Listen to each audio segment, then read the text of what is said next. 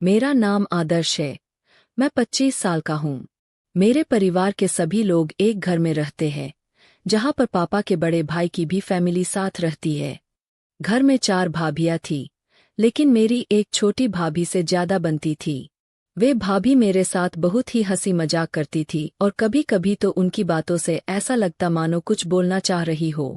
मैं जब 18 साल का था, तब से ही वे मेरी जवानी का मजा लेना चाहती थी। लेकिन मैं थोड़ा शर्मीला था और डर भी लगता था कि कहीं भाभी कुछ बोल न दे। भाभी मुझे काम के बहाने बुलाती और मैं झट से चला जाता, क्योंकि मुझे भी उनको देखकर कुछ कुछ होता था। एक बार भाभी ने मुझे बुलाया, बोली इधर आओ, मेरे साथ मार्केट चले चलोगे? मैंने हाँ कर दी। फिर वे मेरे साथ एक्टिवा पर मार्केट गई, कुछ सामान खरीदा और फिर जब हम वापस आ रहे थे तब भाभी मेरी पीठ से टच हो रही थी बार बार। मेरा सामान खड़ा हो गया, मेरी हालत खराब हो रही थी। तभी भाभी ने बोला, क्या हुआ? ब्रेकर आए तो धीरे कर लो ना। जब कोई गर्लफ्रेंड बैठेगी तब करना ऐसा। मेरा सामान ऐसा सुनकर और टाइट हो गया। मैं चुप रहा, कुछ नहीं बोला। फिर एक दिन हम दिवाली की सफाई कर रहे थे।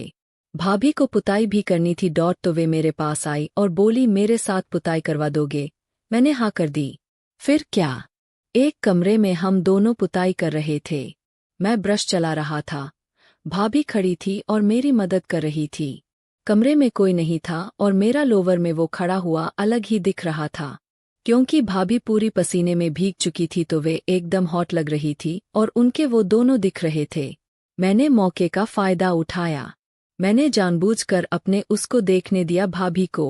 अब भाभी की नज़र मेरे खड़े उस पर पड़ गई थी। उनके हाव भाव से पता चल रहा था कि उनको भी कुछ कुछ हो रहा है, लेकिन मेरी हिम्मत नहीं हुई कुछ बोलने की। भाभी ने मेरे उसको 2 से 3 बार अनजान बनते हुए छुआ। मैं समझ चुका था कि भाभी मेरे साथ मज़े लेना चाहती है, लेकिन उस समय कुछ नहीं हुआ। फिर एक दिन भाभी आईब्रो बनाने की प्रैक्टिस कर रही थी तो मैं उनके कमरे में गया। भाभी बोली, इधर आओ, तुम्हारी आईब्रो बनाती हूँ। मैं बोला, दर्द होगा, रहने दो। भाभी ने बोला, आराम से करूँगी, आओ तो सही। उन्होंने मुझे सोफे पर बैठा लिया और धागा मुझसे पकड़कर मेरे पास बैठे ही मेरे मुंह के पास आ गई। भाभी ताजा ताजा नहा कर निकली थी।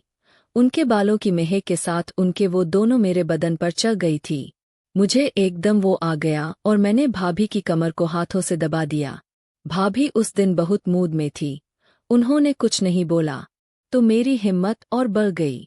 मैंने धीरे से हाथ को उनके बैक पर फेरते हुए दबा दिया। फिर भाभी एकदम से रुक गई और फिर मुझे पकड़कर बोली, बाद में आना, क्योंकि वे डर गई थी। मैं भी चला गया। 2 से 3 दिन तक बात नहीं कर पाया मैं। हिम्मत भी नहीं हुई मेरी। भाभी भी नहीं बोली। एक दिन घर पर कोई नहीं था तो भाभी को मौका मिल गया था कि आगे कैसे क्या होगा। उन्होंने मुझे बोला, मेरी कमर दबा दोगे क्या? मैंने पूछा, कब? भाभी ने बोला, अभी। मैंने हाँ कर दी। फिर वे उनके रूम में जाकर बेड पर लेट गई। मैं बोला, कोई आ गया तो?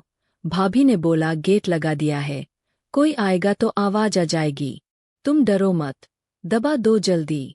मैंने ऐसा सुना तो मेरा खड़ा हो गया और भाभी ने भी उसे देख लिया था। फिर मैंने जल्दी से भाभी की कमर दबाना चालू कर दी। अब मैं भाभी को बोला, मैं ऊपर बैठकर दबा दूं। भाभी मान गई। वे बोली, जैसे दबा सके दबा। मैं बोला, भाभी तो आप एक काम करो, कपड़े निकाल दो, अच्छे से कर दूंगा। तब भाभी बोली, सिर्फ कमर दबाएगा या और कुछ भी करने का मन है?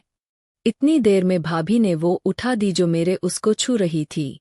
मैंने भी कमर पकड़ ली और नीचे दबा दिया, और मैंने अपने हाथ से उनके दोनों को भी दबा दिया।